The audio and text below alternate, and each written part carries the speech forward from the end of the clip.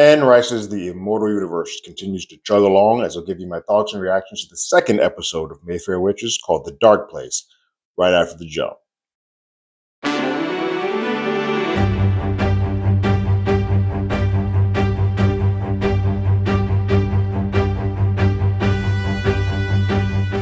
Hello, everyone. Terrence here with Hollywood Already Did It. If you haven't already, go ahead, like, share, subscribe to the channel, leave a comment. Ring that bell below. Anytime we have something, you will be among the first to know. I enjoy this episode much more than I did the first. It's a simple storytelling trick or beat that sort of fixes this episode for me. There's a story A and a story B. I think the first episode had about 3 stories going, and they were all it was a lot of world building that was happening in that first episode. This episode has story A and story B, and they intersect, and they have a direct correlation with each other. And so that just makes this episode a lot more digestible, a lot more easy to follow, and just a lot more engaging to watch. Also, the one issue that I sort of had with our main antagonist cleans up a little bit, but not much. And I'll get on that as we go along. There's a bit of a prologue to this episode. We see 2 ladies in early Scotland, I believe 1681 is the year, named Suzanne and Flory. They're sisters. I've gathered just by level of deduction that they are Mayfair sisters, and Suzanne, I'm imagining, is probably where all of this sort of began as far as the Mayfair Witches. But it looks like she's a healer. She cares about her sister. Just this little bit that I can gather from this. But there's a situation where there's a man who, as they're out picking herbs and I guess herbs for her healing, a man shows up, and it looks like this has been a regular occurrence for her, some type of trauma that she has to go through, and she goes and performs a sexual act on him, what looks to be a hand job on him, and she is just thinking about being anywhere and everywhere but where she currently is. And so I think this sort of seems like this is where I know my book reader started, and I sort of looked it up, so I'm kind of cheating, but you're going to have to help me out a little bit. But this sort of seems like what is the start of her reaching out or asking for help from Lasher. This is sort of what introduces Lasher to the Mayfair clan. If I'm wrong, correct me, please. So then we come to present day, and we're all dealing with what's happening in the now. Poor Rowan is spiraling. She is having a hard go of it. The mother that she did know, the adopted mother that she did know, is gone. She's now kind of at her wit's end. So she's trying to connect the dots to where she actually comes from. And she's sort of been doing this before her mom passed, but she now wants to know, hey, I need to find out where I'm coming from or what's going on. So she tries to call the adoption agency that her mother has always sort of called and said that's where she came from. She learns that her mom was lying. Her mom was like, hey, yo, I asked you from this adoption agency in 1991.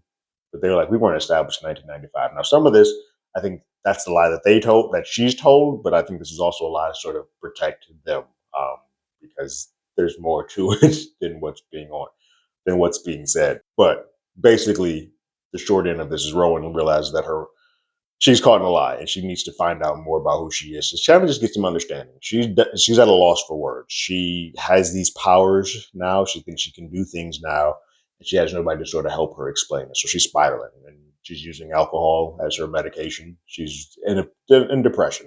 As a depression that anybody would go through after they lose a loved one.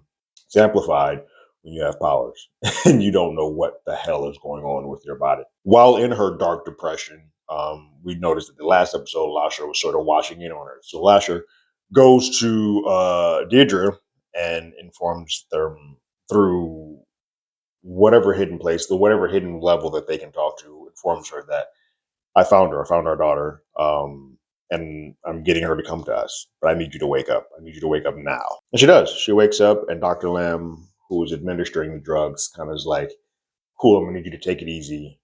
We'll get you out of this, but I need you to be patient in this. And that's something that we learn.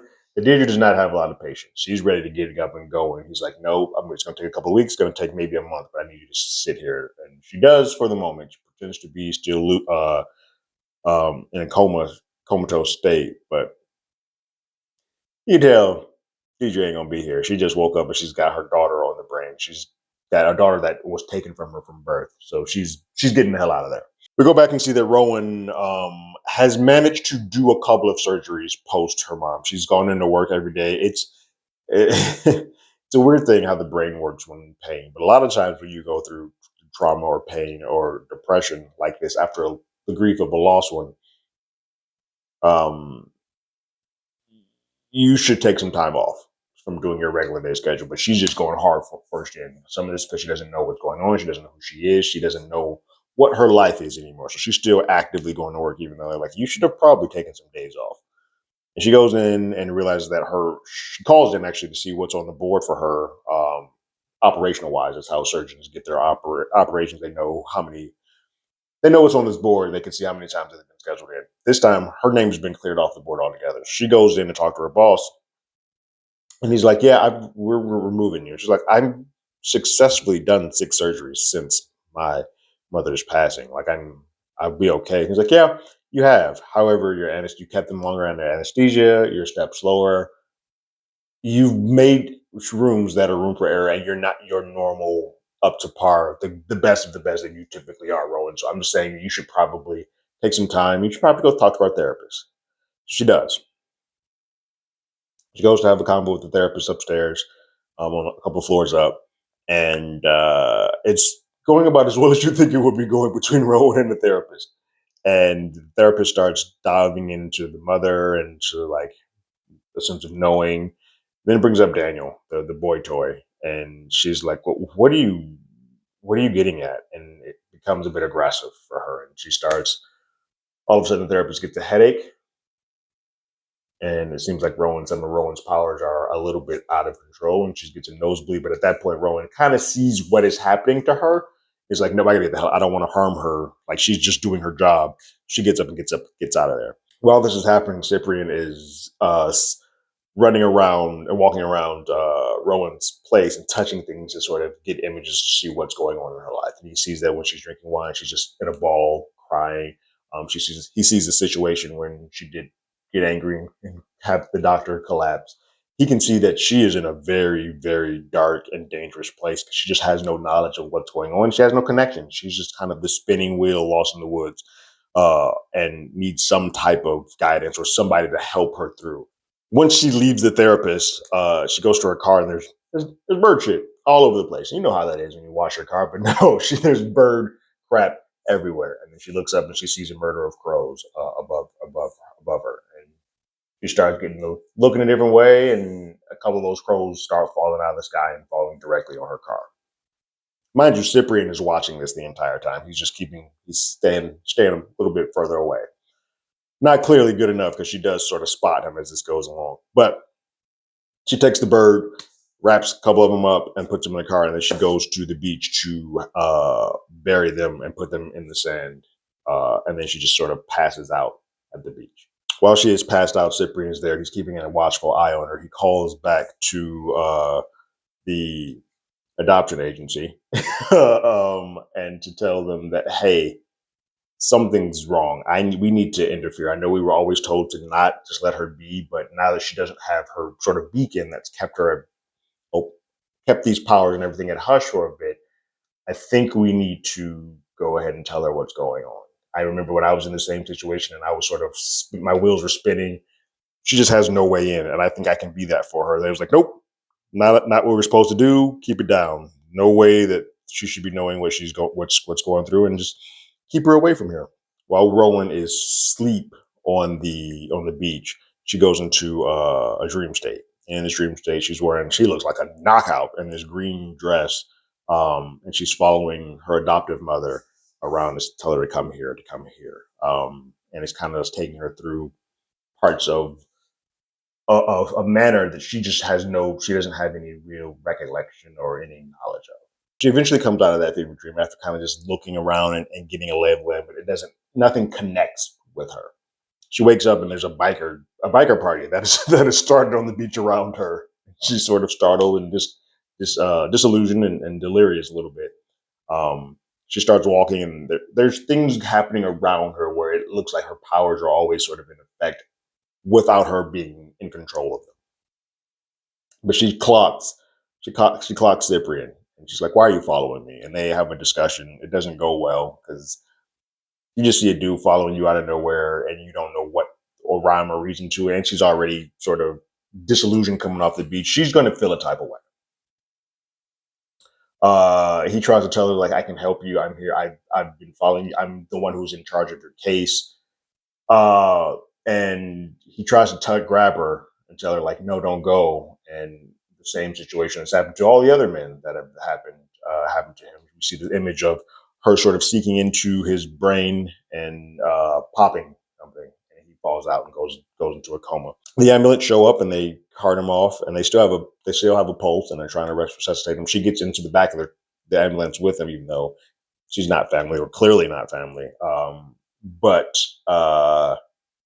she's only doing it to get the phone that he has on him, to get some information. So she gets the phone from the ambulance, pulls off, and then she just starts looking at the photos on the phone. And there's photos of her from different stages of her life. There's photos of her mom when she was young, and there's just photos of this manor that all signs and roads point to Louisiana, New Orleans. And she's like, well, I guess that's where I got to go. But before she does that, she does try to go find him to get some type of answer. She goes back to the ambulance to what that's at the hospital. I'm like, where's the patient? They're like, yeah, he got his IV out and booked it out. He's fine. And she's like, well, what? So at that point, she's like, well, the one person that could have answered some questions for me now isn't here, so I got to go on my own. She books a ticket to get to Louisiana. While on that plane to Louisiana, she zooms in a little bit closer on the photo, and at the manor with her mom, she sees a photo of Lasher on the porch of the main manor, and she kind of just correlates like that's the person that I've seen in my visions before. We go back to the manor, and Deidre is awake. She's lucid. She's in her room, kind of just walking around, getting the lay of the land, but she says she is very tired. She says no matter what, she's like, I've been in this room this entire time, but she's so exhausted. She's been in one state the entire time. And as a witch, she just has her powers haven't come back 100%. Lasher's like, we'll get you there. Don't worry. I will get you to where you need to be sooner rather than later. And Deidre's very determined. She's like, I need to go see my daughter. He's like, no, don't worry about it. I've got her coming to you. She's down. She's in a dark place, but I think she knows to come to us, and I've been sort of positioning her to come towards us. So she's en route. Don't worry about that. And then they make some wild, passionate ghost sex. Some good old fashioned ghost sex.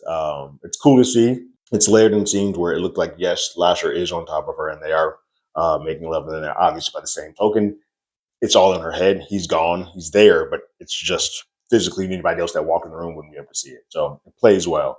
While that is also happening, there's a connection that's sort of been formed where poor Rowan is also feeling the emotional and passion that is happening in that bedroom. She's feeling it on the plane, so she's sort of having her let's say come to Jesus moment in the plane while her mother is having that in the bed. There's that much of a connection between the two. The next day, Deidre is back into playing coma mode with her handmaid there.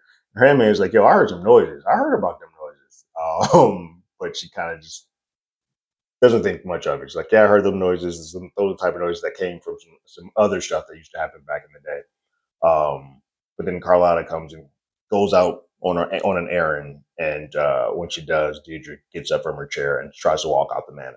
And her handmaid sees her and kind of just waves and says, "No, I go." And she does. She leaves the manor, much to the warnings of Dr. Lamb, and in a way, Lasher. But Lasher didn't necessarily tell her to stay there, but he did say, "Hey, take your time. I will bring you up to speed." So Deidre goes to go visit her uncle Cortland, who may be on the up and up, but I feel like in his earnestness of being surprised that Deidre was awake, it was more of like, oh, wait, Carlotta, what have you done? How did she just walk out of your place, as opposed to genuine care for his niece? It seemed like, why is she awake and what are we doing? Because he does bring up, well, where is he? If you're here, where is he? And she's like, well, I don't have that much of a connection. Your guess is as good as mine, which, that's bull. We're coming closer to these two converging points to meet. So Rowan shows up at the hotel, and she is checking in. While she's checking in, she sees a tour guide giving a tour about the lay of the land there. And she asks the tour guide, "Has the photo that she has? Do you know this mansion?" Tour guide's like, yeah, that's the mansion that unfortunately we've been asked to remove from the tour. The Mayfairs have asked paid a significant amount of money to not have this on the tour anymore. And they were like, and Rowan asked why. She's like, well, it's vampires and witches and demons. Like, it's just stuff we say to kind of bolster up the tour. But Anne Rice says it's all true. And so Rowan pays the tour guide a little bit more to say, hey, when we get to this point, can you just point it out to me so I can know that it's there? She's like, yeah, I got you. Tour starts at 5. She goes back upstairs. While she's heading up.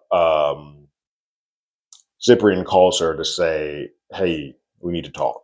And in that, he brings up the Talamasca, which is the first time that we sort of bring that up in this series. It's obviously a big part of Anne Rice's world with all the secret society stuff with the interview with the vampire, but first time that it comes up here. And that's what we learn sort of is what she has come from and who is responsible for getting her to her mother. But he tells them that, like, yes, we've been watching you, we've been monitoring you. I'll explain it all to you. I understand it doesn't make sense right now, and I understand what you're going through. I've been here. You have these newfound powers, and you're kind of lost in the world. And I have a way that sort of worked for me and brought me out of this. I like this saying. I like this whole concept. He seems like that perfect little sage, but he's like, hey, look, I will take you through the things that did not work for me. And then you take me through the things that did not work for you. And maybe somewhere we'll find the things that work. And it's something simple, but I like the way that just comes off. While with Uncle Cortland, Deirdre tells him that, hey, like, my daughter is alive. The daughter was taken from me, and he's again feigns ignorance. I still don't believe that, but and she says that she's on her way here, and then she has a bit of a dream where she sees Rowan showering. She uses her connection with Lasher to sort of be the pinpoint, her viewpoint of seeing in the room that Rowan is at. She sees, and Deidre is about to scare her by having Lasher reach into the shower to grab her, and she stands up and says no. Some of that maybe protect her daughter. So who knows? Like, I don't want you to go from one witch to the next in that manner. But then she goes over to the key and sees what room she's at. So she's like, hey, that's all I need. Now I know where to go. I know the hotel and I know what room. I'm good. You can pull out. I'm headed out that way. And that's when she lets Uncle Cortland know, like, she's here. Let's go. And he's like, I'll take you. And they head out. It happens to be the same location that Carlotta is at. That's a little convenient, but sure, I'll take it. It's a small Louisiana town, small New Orleans town. She takes them to the hotel, and Carlotta and Deirdre meet in the lobby. And Carlotta's like, "What are you doing awake? We have to put you back to sleep. Like your doctor's responsible for this." And it's a little bit of back and forth, but Deirdre feels like she's postured enough to, hey, I'm in control now, and just so you're aware, now that I'm awake, so is he. He being Lasher. So the person they're all kind of afraid of, Carlotta and all of them, seem to be Lasher. And so while I did not think that Lasher was at all frightening at all in the first episode, but I've been told that that's sort of on play, on purpose, I do feel a little bit more that everyone else seems to be in deep fear of anything that this man can do. And so it seems like a lot of people are on eggshells just around or thinking about his name. So take that for what you will. Maybe that comes up and makes that character a little bit more frightening as we go along. So then we have a big moment where Rowan and Deirdre finally meet. Deirdre gets in the elevator and climbs up. She's kind of like holding on. She's getting to meet her daughter for the first time. All this time that she's been in that coma, it all comes down to this moment. And Rowan, who's been sort of spiraling, spinning out of control, finally gets to meet some type of connection to her actual birth life. She doesn't realize that her adoptive mom was. And so the elevator doors open, and they see each other. Deirdre looks to sort of have a smile. Probably not, because of the situation. And then Rowan sees her, and she kind of gives a smile and says, "It's you." But then she notices that Deirdre's throat is slit and is bleeding out profusely. She runs to the elevator and grabs her, and while she collapses and tries to hold her and screaming, and then we win the episode. What is going to be interesting is to see who's responding. Now, I know my book readers probably have the answer to this already, but me, I don't know.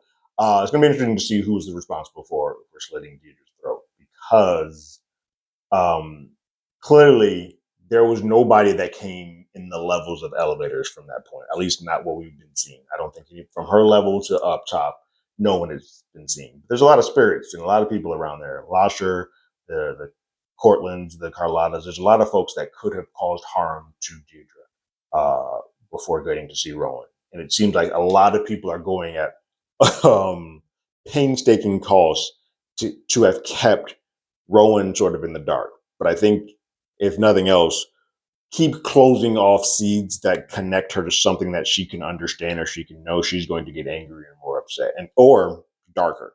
So I think it's going to be interesting. She's already sort of entered this depression off of her adoptive mother. Now that her real life actual mother has been killed, I am wondering what pathos we get now. Is it anger? Is it more grief? Or is it just rage? Because anger and rage can be different. I do like this episode a lot more. Like I said, I think there's a tighter story here. I think I said I didn't like Lasher in the last episode. He's a lot better here. He doesn't say much, and so that might be a reason why there's not much dialogue other than what he has with older Deirdre now. But I think a lot of it is what people say about him, and I love the him being used as the vessel. But I think for me right now, it is better to have him stalking in the background without speaking. In the moments of when he has dialogue, that's when it sort of loses its umph for me.